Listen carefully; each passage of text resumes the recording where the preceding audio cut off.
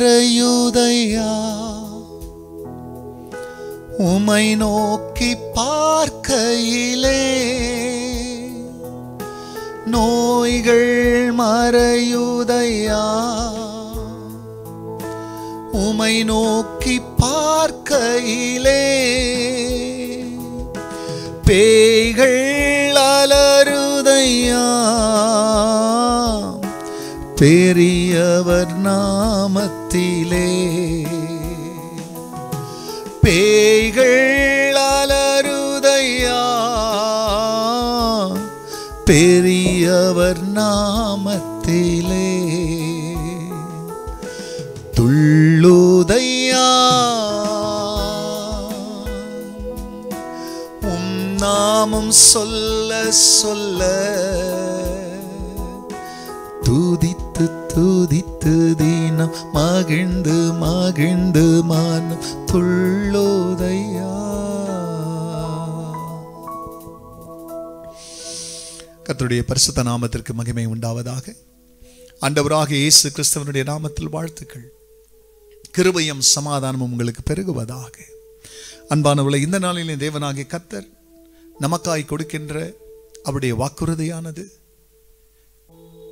லேவியராகம புஸ்தகத்தில் 26ஆம் அதிகாரத்தில் 9ஆம் வசனம்.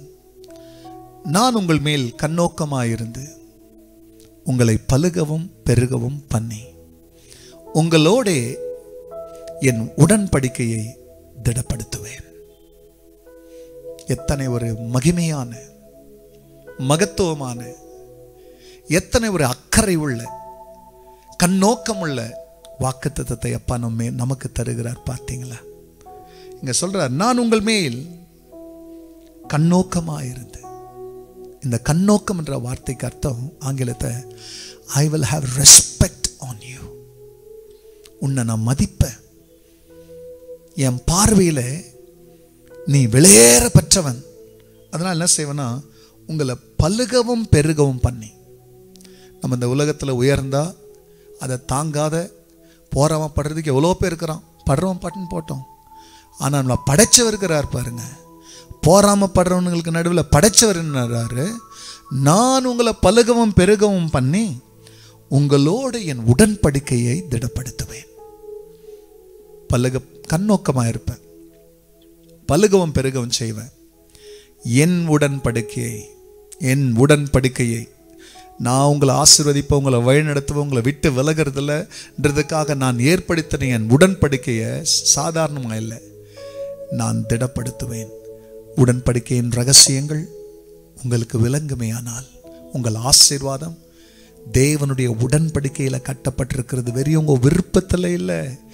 நீங்க ஒரு ஆசீர்வாதத்தை விரும்புறதுக்கு முன்னாலே உங்களை பெருக செய்கிறவர் உங்களுக்கு வேண்டிய ஆசீர்வாதங்களை அவர் உடன்படிக்கைக்குள்ளாக அதை கட்டி வைத்திருக்கிறார். அதில் இணைந்திருக்கிறது. ஆகையால் அவர் சொன்ன வார்த்தையின்படி நீங்கள நான் நடக்கும் பொழுது இவ்வளோ ஆசீர்வாதங்கள் உங்களுக்கு வரும். அனுபவிங்கள், சாட்சியாய் வாழுங்கள். கர்த்தர் உங்களை ஆசீர்வதிப்பார். ஜெபிக்கலாம். எத்தனை நல்ல தேவன் அப்பா, நீங்க எங்கள் மேல் கண்ணோக்கமா இருக்கிறீங்க.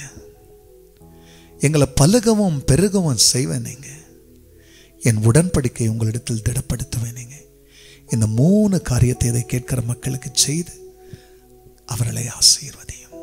எல்லா மகிமையும் கர்த்தர் நேரிடும். நல்மீட்பர் இயேசுவின் நாமத்தில் பிதாவே, ஆமென், ஆமென்.